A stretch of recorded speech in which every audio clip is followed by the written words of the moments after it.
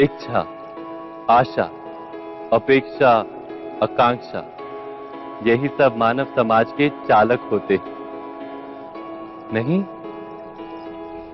यदि कोई आपसे पूछे कि आप कौन हैं, तो आपका उत्तर क्या होगा? विचार कीजिए।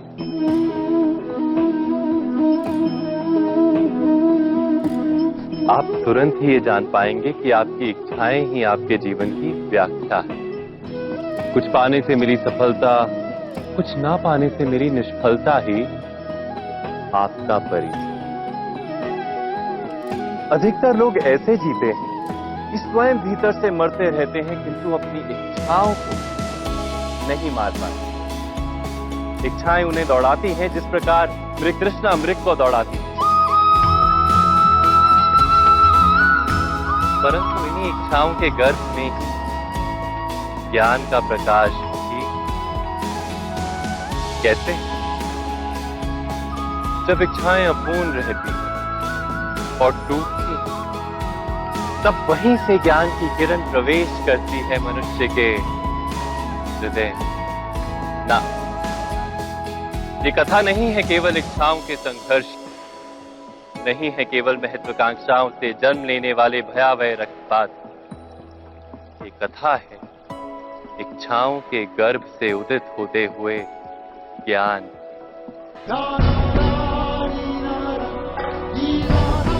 मैं वासुदेव कृष्ण आप सभी को निमंत्रण देता हूं इस यात्रा पे चलने का, जो जीवन का मर्म सिखाएगी, मनुष्य का धर्म सिखाएगी, कीचड़ से उठकर कमल बनने का कर्म सिखाएगी। और इस यात्रा का नाम है महाभारत।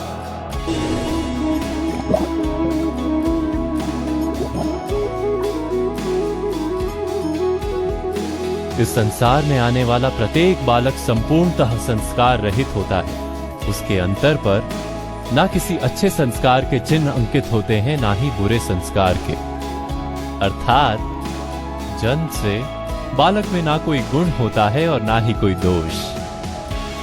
तो ये दोष अथवा गुण किस प्रकार प्राप्त होते हैं? क्या हमने कभी विचार किया है? जो बात माता पिता के मुख से निरंतर सुनी जाती है, वही बात उनकी संतानों के हृदय का संस्कार बनती है। जैसे किसी गांव में नदी तट तक एक पगडंडी बन जाती है केवल उस मार्ग पर बार बार चलने के कारण। अर्थात माता पिता के हृदय की इच्छाएं उनकी संतानों के हृदय का दोष अथवा गुण बनकर जन्म लेती हैं। क्या ये सत्य नहीं? पर फिर भी जब उनकी संतानों में कोई दोष दिखाई देता है, तो माता पिता आश्चर्य और दुख से भर जाते। माता पिता का हृदय ये प्रश्न करता है कि उनकी संतानों में ये कुसंस्कार आए कहां से? सत्य तो यही है कि माता पिता अपनी संतानों को अनजाने में ही कुसंस्कार के बीज दे देते हैं, जो उनके संतानों की हृदय भूमि पर कुसंस्कार का वृक्ष बनकर उगता है। अर्थात अपनी संतानों को सुसंस्कारी और धर्ममय बनाने की आशा रखने वाले प्रत्येक माता पिता को प्रथम अपने हृदय की इच्छाओं पर अंकुश रखना क्या अनिवार्य नहीं?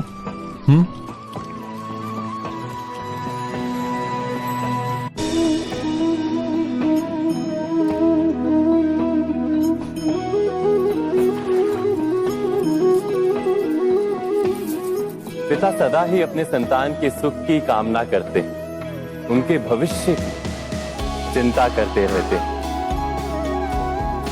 इसी कारणवश सदा ही अपने संतानों के भविष्य का मार्ग स्वयं निश्चित करने का प्रयत्न करते रहते हैं। जिस मार्ग पर पिता स्वयं चला है, जिस मार्ग के कंकर पत्थर को स्वयं देखा है, मार्ग की छाया, मार्ग की धूप को स्वयं जाना है, उसी मार्ग पर उसका पुत्र भी चले, यही इच्छा रहती है हर पिता की। निस्संदेह उत्तम भावना है ये। किंतु 3 प्रश्नों के ऊपर विचार करना हम भूल ही जाते हैं। कौन से प्रश्न? प्रथम प्रश्न, क्या समय के साथ प्रत्येक मार्ग बदल नहीं जाते? क्या समय सदा ही नई चुनौतियों को लेकर नहीं आता? तो फिर बीते हुए समय के अनुभव नई पीढ़ी को किस प्रकार लाभ दे सकते हैं? दूसरा प्रश्न, क्या प्रत्येक संतान अपने माता पिता की छवि होता है? हाँ, संतानों को संस्कार तो अवश्य माता पिता देते हैं, किंतु भीतर की क्षमता तो ईश्वर देते हैं। तो जिस मार्ग पर पिता को सफलता मिली है, विश्वास है कि उसी मार्ग पर उसकी संतानों को भी सफलता और सुख प्राप्त होगा।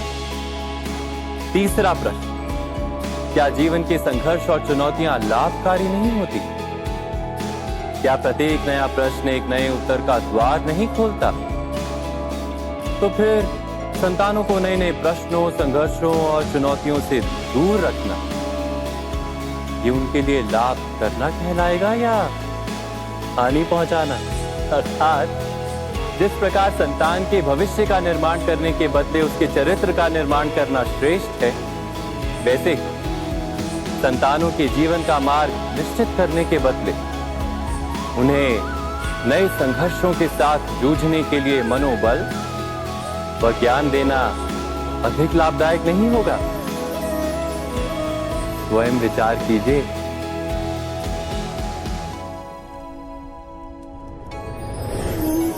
पूर्वजों की इच्छा, आशा, महत्वाकांक्षा, क्रोध, बैर, प्रतिशोध, यही सब आने वाली पीढ़ी की धरोहर बनते हैं। माता पिता अपनी संतानों को देना तो चाहते हैं समस्त विश्व का सुख, पर देते हैं अपनी पीड़ाओं की संपत्ति। देना चाहते हैं अमृत, पर साथ ही साथ विष का घड़ा भी भर देते हैं। आप विचार कीजिए, आपने अपनी संतानों को क्या दिया आज तक? अवश्य प्रेम, ज्ञान, संपत्ति आदि दिए, पर क्या साथ ही साथ उनके मन को मैल से भर देने वाले पूर्व ग्रह नहीं दिए? अच्छे बुरे की पूर्व निर्धारित व्याख्याएं नहीं दी? व्यक्ति का व्यक्ति के साथ, समाजों का समाजों के साथ, राष्ट्र का राष्ट्र के साथ संघर्ष क्या इन्हीं पूर्व ग्रहों से निर्मित नहीं होते? हत्या, मृत्यु, रक्तपात क्या इन्हीं पूर्व ग्रहों से नहीं जन्मते? अर्थात माता पिता अपनी संतानों को जन्म के साथ मृत्यु का दान भी देते हैं। प्रेम के प्रकाश के साथ साथ घृणा का अंधकार भी देते हैं, और अंधकार मन का, हृदय का या वास्तविक हो, उससे केवल भय प्राप्त होता है, केवल भय। स्वयं विचार कीजिए।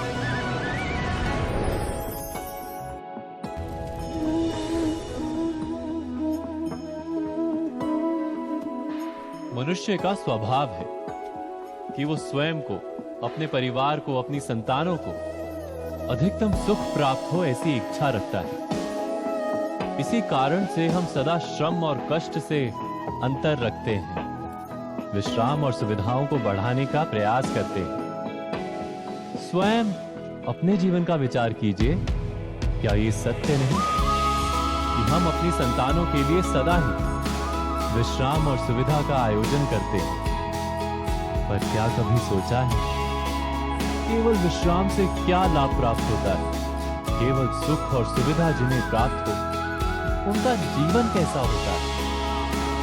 शरीर जब श्रम करता है तो अधिक स्वस्थ बनता है, बुद्धि भी जब कठिन चुनौतियों का सामना करती है तो अधिक तेजस्वी बनती है। ये हम सबका अनुभव है, पर हम शायद ये भूल जाते हैं कि मन और आत्मा को जब कठिनाइयां प्राप्त होती हैं, तब वे भी अधिक बलवान होती हैं। अर्थात जब भी हम अपनी संतानों को श्रम और दुख से दूर रखने का प्रयास करते हैं, क्या वास्तव में उनके सुख का मार्ग बंद नहीं कर देते। स्वयं विचार कीजिए।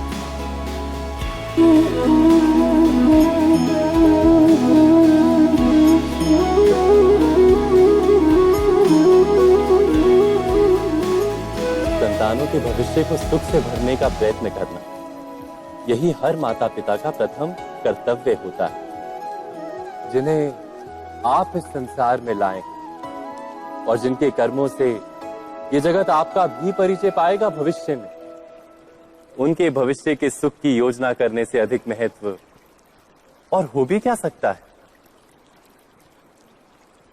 किंतु सुख और सुरक्षा, क्या ये मनुष्य के कर्मों से प्राप्त नहीं होते?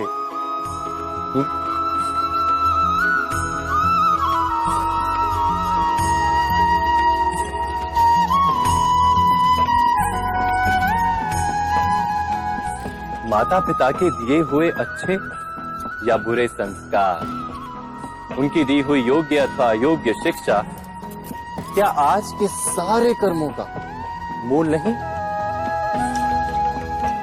संस्कार और शिक्षा से बनता है मनुष्य का चरित्र। अर्थात माता पिता अपनी संतानों का जैसा चरित्र बनाते हैं, ऐसा ही बनता है उनका भविष्य। किंतु फिर भी अधिकतर माता पिता अपनी संतानों का भविष्य सुरक्षित करने की चिंता में उनका चरित्र निर्माण का कार्य भूल ही जाते हैं। वस्तुतः जो माता पिता अपनी संतानों के भविष्य की चिंता करते हैं, उनकी संतानों को कोई लाभ नहीं होता। किंतु जो माता पिता अपने संतानों के भविष्य की नहीं, उनके चरित्र का निर्माण करते हैं, उन संतानों की प्रशस्ति समस्त संसार करता है। स्वयं विचार कीजिए।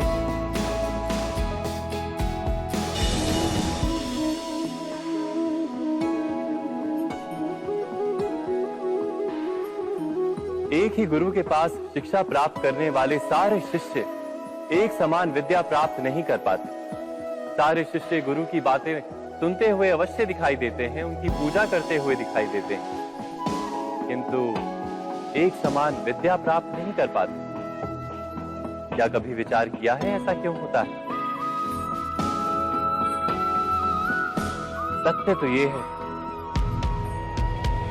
कि विद्या प्राप्त ना कर पाने वाले शिष्य समर्पण का दिखावा तो करते हैं, किंतु समर्पण का वास्तविक अर्थ नहीं समझ पाते। गुरु के चरणों में फूल चढ़ाने अथवा गुरु का आदेश मानने मात्र से क्या समर्पण सिद्ध होता है? नहीं। समर्पण का वास्तविक अर्थ है जब गुरु के प्रति मन में कोई संदेह न रहे, गुरु के मुख से आदेश निकले, उससे पूर्व शिष्य उस कार्य को पूरा कर। गुरु के विचारों के साथ शिष्य के विचार एक हो जाए। शिष्य जब तक अपने गुरु में ब्रह्मा विष्णु महेश इनके रूप ना देखे, तब तक उसका समर्पण सत्य नहीं। वास्तव में समर्पण किसी कार्य का नाम है। समर्पण तो हृदय की भावना और मन की स्थिति का नाम है।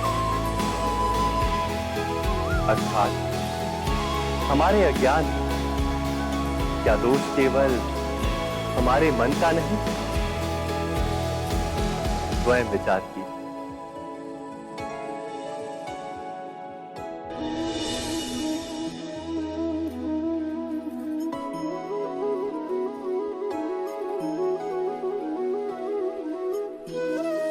ज्ञान प्राप्ति सदा ही समर्पण से होती है, ये हम सब जानते हैं।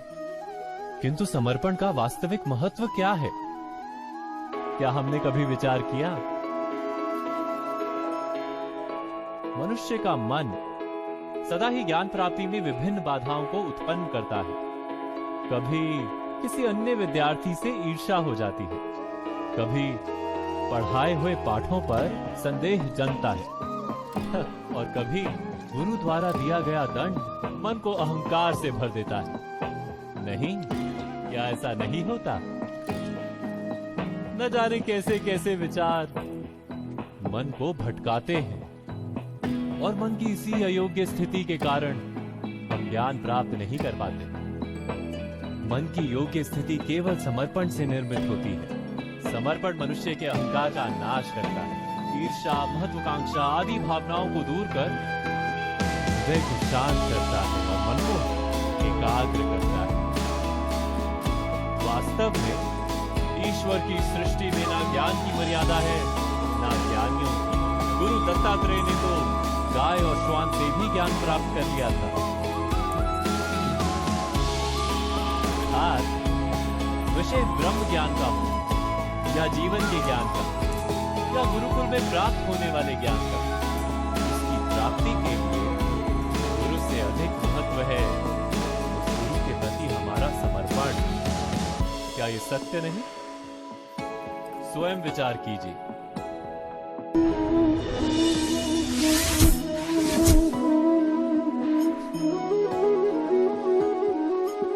श्रेष्ठता का क्या अर्थ है? श्रेष्ठता का अर्थ है दूसरों से अधिक ज्ञान प्राप्त करना। अर्थात मूल्य इस बात का नहीं कि स्वयं कितना ज्ञान प्राप्त किया, मूल्य इस बात का है कि प्राप्त किया हुआ ज्ञान अन्य लोगों से कितना अधिक है। अर्थात श्रेष्ठता की इच्छा ज्ञान प्राप्ति को भी एक स्पर्धा बना देती है। और स्पर्धा में विजय अंतिम कब होती है?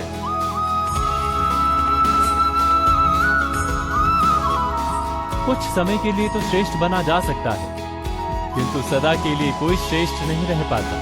फिर वही असंतोष, पीड़ा और संघर्ष जन्म लेता है। किंतु श्रेष्ठ बनने के बदले यदि उत्तम बनने का प्रयत्न करें तो क्या होगा? उत्तम का अर्थ है कि जितना प्राप्त करने योग्य है वो सब प्राप्त करना, किसी से अधिक पाने की इच्छा से नहीं, मात्र आत्मा की तृप्ति हेतु कुछ प्राप्त करना। उत्तम के मार्ग पर किसी अन्य से स्पर्धा नहीं होती, स्वयं अपने आप से स्पर्धा होती है। अर्थात उत्तम बनने का प्रयत्न करने वाले को देर अबेर सारा ज्ञान प्राप्त हो जाता है, बिना प्रयत्न के ही वो श्रेष्ठ बन जाता है। किंतु जो श्रेष्ठ बनने का प्रयत्न करता है वो श्रेष्ठ बने या ना बने, उत्तम कभी नहीं बन पाता।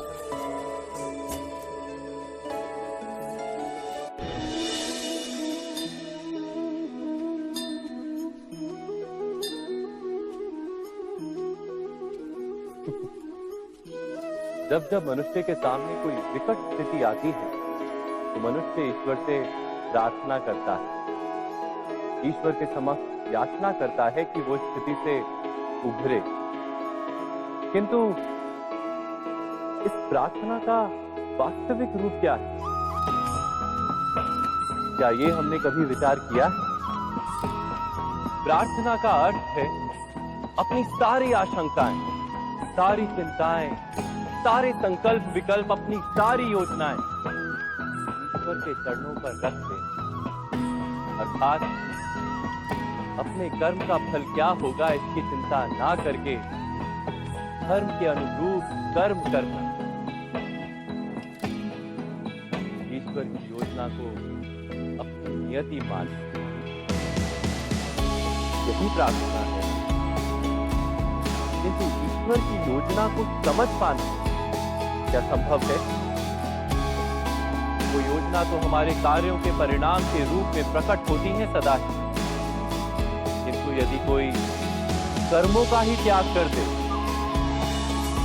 क्या वो प्रार्थना है? वास्तव में कर्म ही जीवन है और फल के प्रति मोह ना रखना ही सच्ची प्रार्थना। जो प्रार्थना कर्म में बाधा बन जाए, मनुष्य को कार्य ही ना करने दे, वो प्रार्थना है या पराजय?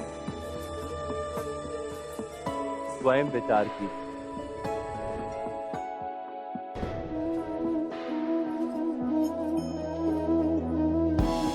मनुष्य के जीवन का चालक है भय। मनुष्य सदा ही भय का कारण ढूंढ लेता है। जीवन में जिन मार्गों का हम चुनाव करते हैं वो चुनाव भी हम भय के कारण पी लेते हैं, किंतु क्या ये भय वास्तविक होता है? विचार कीजिए।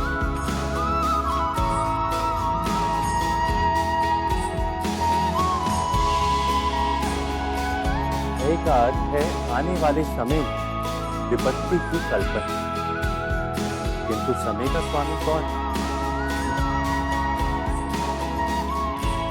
ना तो हम समय के स्वामी हैं, ना हमारे शत्रु या प्रतिस्पर्धी। समय तो ईश्वर के अधीन चलता है। तो क्या यदि कोई आपको हानि पहुंचाने के लिए केवल योजना बनाता है, वो वास्तव में आपको हानि पहुंचा सकता है? नहीं, किंतु भय से भरा हुआ हृदय हमें अधिक हानि पहुंचाता है। क्या ये सत्य नहीं?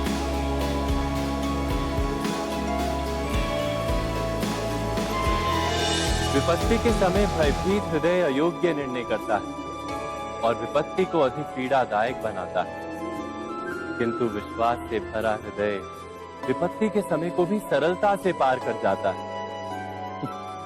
अर्थात जिस कारण से मनुष्य हृदय में भय को स्थान देता है, भय ठीक उससे विपरीत कार्य करता है। क्या ये सत्य नहीं? स्वयं विचार कीजिए।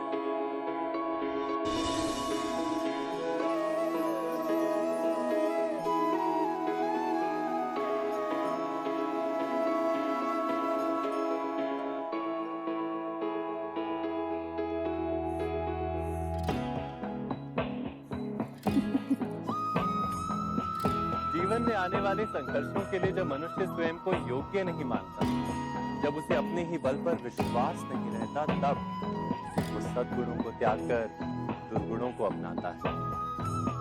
वस्तुतः मनुष्य के जीवन में दुर्जनता जन्म ही तब लेती है जब उसके अंतर में आत्मविश्वास नहीं होता। आत्मविश्वास ही अच्छाई को धारण करता है। ये आत्मविश्वास है क्या?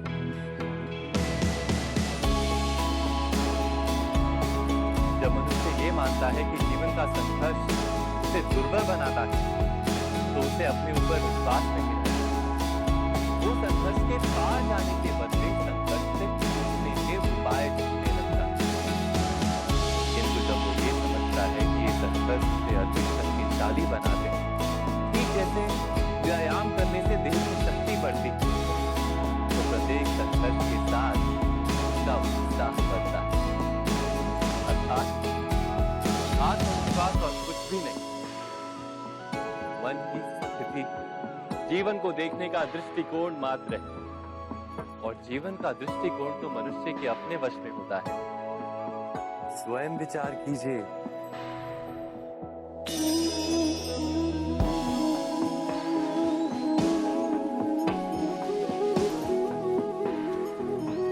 जब अपने किसी अच्छे कार्य के उत्तर में दुख प्राप्त होता है, अथवा किसी को उसके दुष्ट कार्य में सुख मिलता है, तो मन अवश्य ये विचार करता है कि अच्छा कार्य करने का, धर्म के मार्ग पर चलने का तात्पर्य क्या है।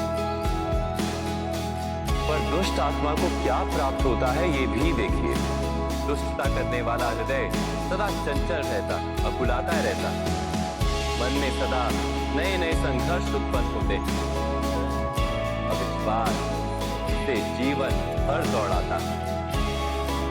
क्या ये सुख? जबकि धर्म पे चलने वाले, अच्छा कार्य करने वाले, सच्चरित्र व्यक्ति का हृदय शांत रहता है। परिस्थितियां उसके जीवन के सुख में बाधा नहीं बनती।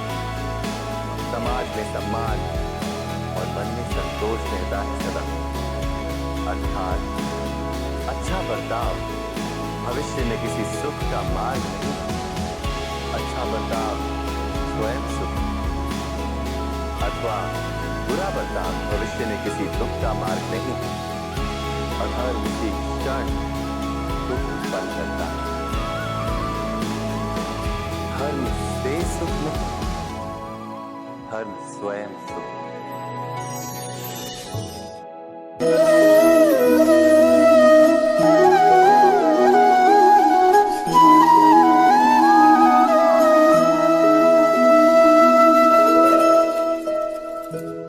जब किसी व्यक्ति को किसी घटना में अन्याय का अनुभव होता है तो वो घटना उसके अंतर को झकझोर देती है। समस्त जगत उसे अपना शत्रु प्रतीत होता है। अन्याय लगने वाली घटना जितनी बड़ी होती है, मनुष्य का हृदय भी उतना ही अधिक विरोध करता है। उस घटना के उत्तर में वो न्याय मांगता है और ये योग्य भी है। वास्तव में समाज में किसी भी प्रकार का अन्याय व्यक्ति की आस्था और विश्वास का नाश है। किंतु ये न्याय क्या है? न्याय का अर्थ क्या है? अन्याय करने वाले को अपने कार्य पर पश्चाताप हो और अन्याय भुगतने वाले के मन में फिर से विश्वास जगे समाज के प्रति। इतना ही अर्थ है ना न्याय का। किंतु जिसके हृदय में धर्म नहीं होता वो न्याय को छोड़कर बैर और प्रतिशोध को अपनाता है। हिंसा के बदले प्रतिहिंसा की भावना लेकर चलता है। स्वयं भोगी हुई पीड़ा से कहीं अधिक पीड़ा देने का प्रयत्न करता है और इस मार्ग पर चलते अन्याय को भुगतने वाला स्वयं अन्याय करने लगता है। शीघ्र ही वो अपराधी बन जाता है। अर्थात न्याय और प्रतिशोध के बीच बहुत कम अंतर होता है और इसी अंतर का नाम है धर्म। क्या ये सत्य नहीं?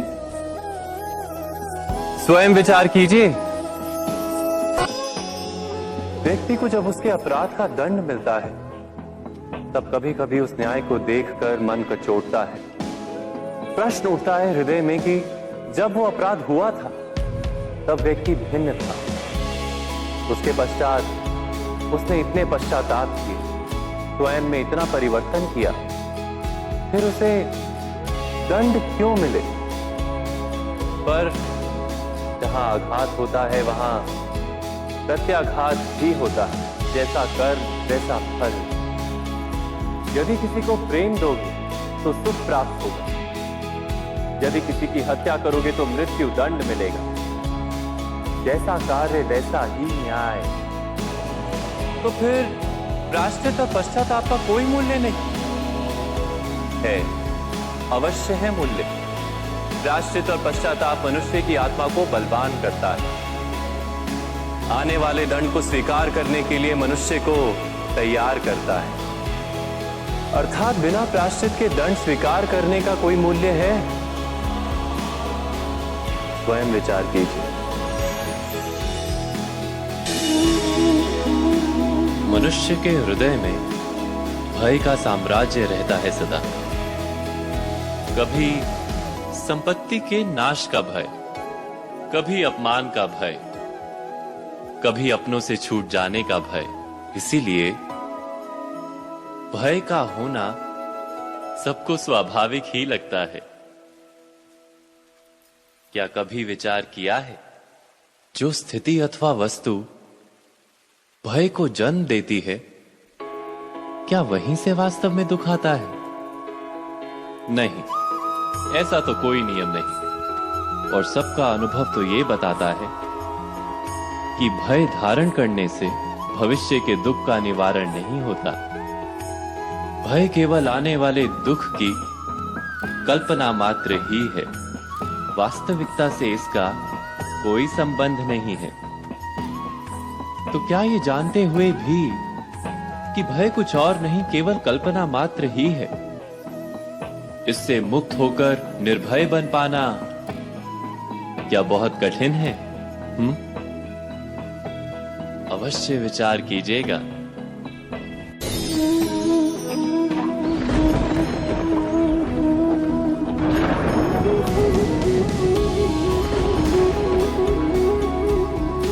सपनों और पूर्वाभासों के आधार पर हम भविष्य के सुख दुख की कल्पना करते हैं।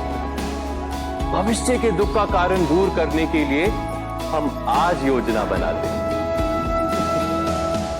किंतु कल के संकट को आज निर्मूल करने से हमें लाभ मिलता है या हानि पहुंचती है?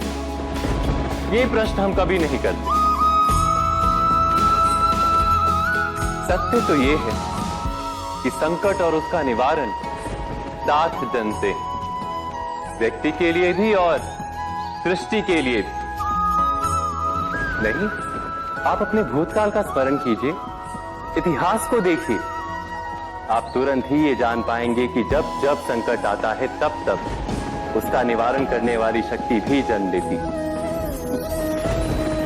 यही तो जगत का चलन है। वस्तुतः संकट ही शक्ति के जन्म का कारण है। प्रत्येक व्यक्ति जब संकट से निकलता है तो एक पद आगे बढ़ा होता है, अधिक चमकता है, आत्मविश्वास से अधिक भरा होता है, न केवल अपने लिए अपितु विश्व के लिए भी। क्या ये सत्य नहीं? वास्तव में संकट का जन्म है एक अवसर का जन्म, अपने आप को बदलने का, अपने विचारों को ऊंचाई पर करने का अवसर, अपनी आत्मा को बलवान और ज्ञान मंडित बनाने का। जो ये कर पाता है उसे कोई संकट नहीं होता, किंतु जो ये नहीं कर पाता वो तो स्वयं एक संकट है विश्व के लिए। विचार कीजिए।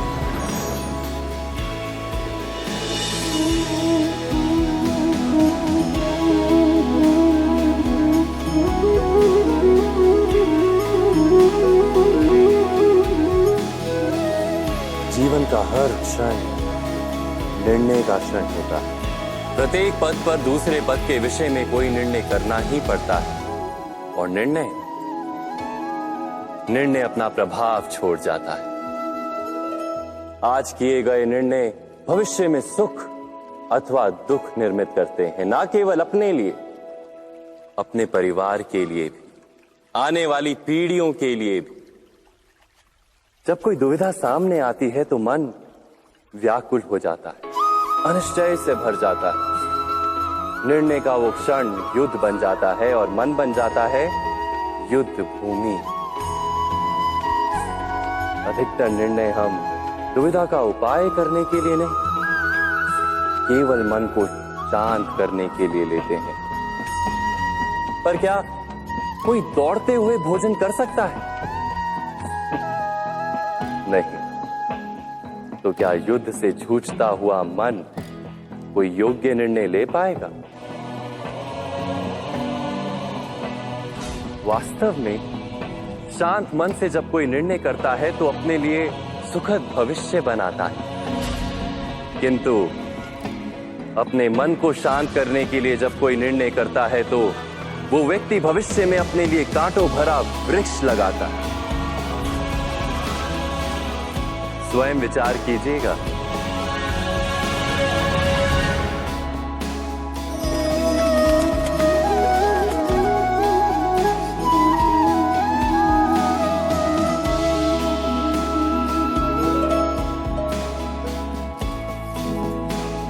निर्णय के क्षण में हम सदा किसी अन्य के सुझाव, सूचना, मंत्रणा या परामर्श को आधार बनाते हैं, और हमारे भविष्य का आधार हमारे आज लिए गए निर्णय के ऊपर होता है। तो क्या हमारा भविष्य किसी अन्य के परामर्श, किसी अन्य के सुझाव का फल है? क्या हमारा संपूर्ण जीवन किसी अन्य की बुद्धि का परिणाम? क्या हमने कभी विचार किया है?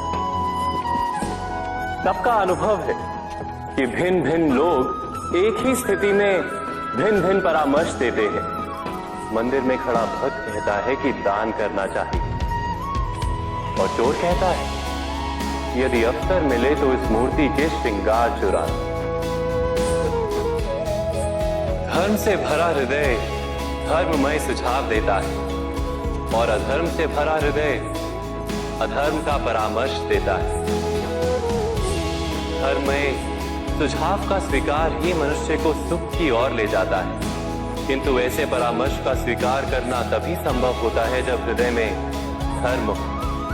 अर्थात किसी का सुझाव अथवा परामर्श स्वीकार करने से पूर्व स्वयं अपने हृदय में धर्म को स्थापित करना क्या आवश्यक नहीं? स्वयं विचार कीजिए।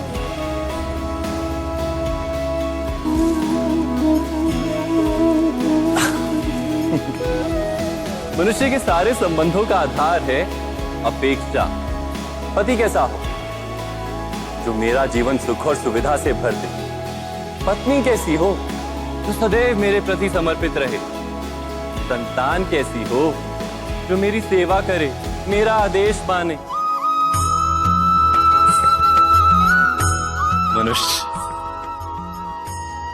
मनुष्य उसी को प्रेम भी कर पाता है जो उसकी अपेक्षा पूर्ण करता है, और अपेक्षा की तो नियति है भंग होना। कैसे? क्योंकि अपेक्षा मनुष्य के मस्तिष्क में जन्म लेती है। कोई अन्य व्यक्ति उसकी अपेक्षाओं के बारे में जान ही नहीं पाता। पूर्ण करने की प्रामाणिक इच्छा हो तब भी कोई मनुष्य किसी की अपेक्षाओं को पूर्ण नहीं कर पाता, और वहां से जन्म लेता है संघर्ष। सारे संबंध संघर्ष में परिवर्तित हो जाते हैं। पर मनुष्य अपेक्षा को संबंध का आधार ना बनाए और स्वीकार करे केवल संबंध का आधार, तो क्या ये जीवन स्वयमेव सुख और शांति से नहीं भर जाएगा? स्वयं विचार कीजिएगा।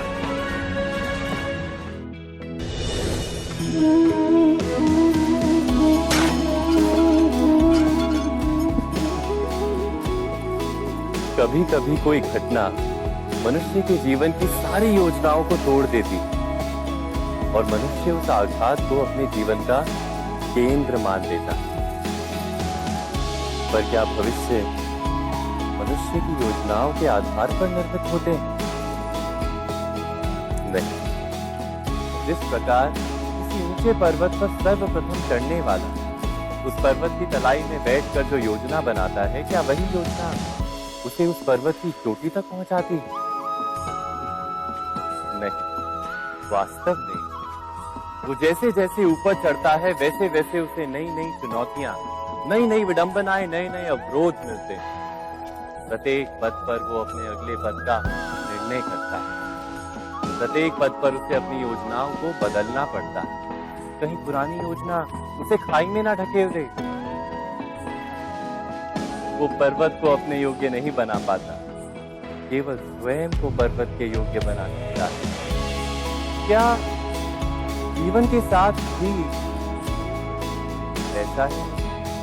जब मनुष्य जीवन में किसी एक चुनौती, एक अवरोध को अपने जीवन का केंद्र मान लेता है, अपने जीवन की गति को ही रोक देता है, तो वो अपने जीवन में सफल नहीं बन पाता और ना ही सुख और शांति प्राप्त कर पाता। अर्थात जीवन को अपने योग्य बनाने के बदले स्वयं अपने को जीवन के योग्य बनाना ही सफलता और सुख का एकमात्र मार्ग है। स्वयं विचार कीजिए।